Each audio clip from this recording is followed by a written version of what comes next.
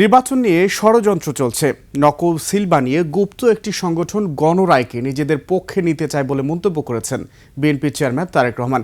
ভোটারদের সজাগ থাকার আহ্বান জানিয়ে তিনি বলেন, বায়বীয় কোনো প্রতিশ্রুতি নয়, মানুষের ভাগ্য উন্নয়নের বাস্তব পরিকল্পনা নিয়ে এসেছে বিএনপি। সেই পরিকল্পনাগুলো বাস্তবায়নে ধানের শীষে ভোট দেওয়ার আহ্বান জানান তারেক রহমান। সোহেল সামি রিপোর্ট।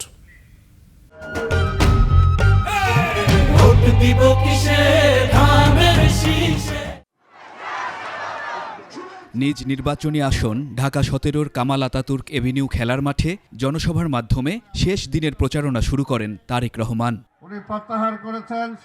সেখানে বেগম খালেদা জিয়ার ত্যাগের কথা উল্লেখ করে তারেক রহমান বলেন, বাংলাদেশ ছাড়া আমাদের কোনো ঠিকানা নেই। দাবি করেন, জনগণের ভাগ্যোন্নয়নের সুনির্দিষ্ট পরিকল্পনা বিএনপি ছাড়া অন্য কেউ দিতে পারেনি।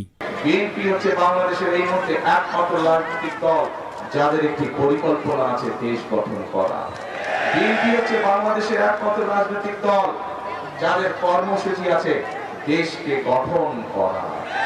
বিএনপি হচ্ছে একমাত্র রাজনৈতিক দল এই মুহূর্তে বাংলাদেশে যাদের সঠিকভাবে দেশ পরিচালনার অভিজ্ঞতা রয়েছে। প্রিয় ভাই, কাজেই বিএনপি বিশ্বাস করে সবসময় যে জনগণই হচ্ছে বিএনপির সকল রাজনৈতিক ক্ষমতার উৎস।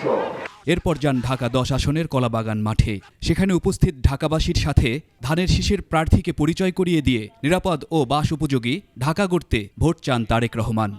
রবির সাথে আজকে আমিও আপনাদেরকে বলে যাচ্ছি যে ইনশাআল্লাহ এই ঢাকা ১০ থেকে ধানের শীষ নির্বাচিত হলে এবং বিএনপি সরকার গঠন করলে রবি যে সকল ওয়াদা এলাকার মানুষের সামনে করেছে সেগুলি বাস্তবায়নের জন্য আমিও রবির সাথে কাজ করব।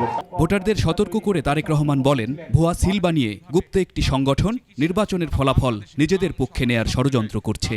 একটি মহল তাদের নেতাকর্মীরা ধরা পড়েছে নকল ব্যালটের সিল বানাতে গিয়ে, যারা গিয়ে মা বোনদেরকে বিভ্রান্ত করে তাদের বিকাশ নাম্বার চায়, তাদের এনআই নাম্বার চায়।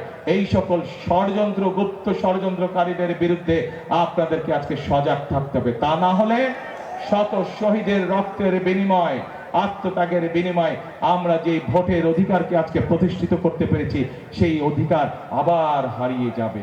মানুষের সাধ্যের বাইরে বায়বীয় কোনো প্রতিশ্রুতি নয়, বাস্তবমুখী পরিকল্পনার পক্ষে থাকতে ভোটারদের আহ্বান জানান বিএনপি চেয়ারম্যান। আমরা বিএনপি জনগণের সামনে সেই প্রতিশ্রুতি করতে চাই যে প্রতিশ্রুতি মানুষের পক্ষে বাস্তবায়ন করা সম্ভব। সোহেল সামি, ২১ টেলিভিশন, ঢাকা।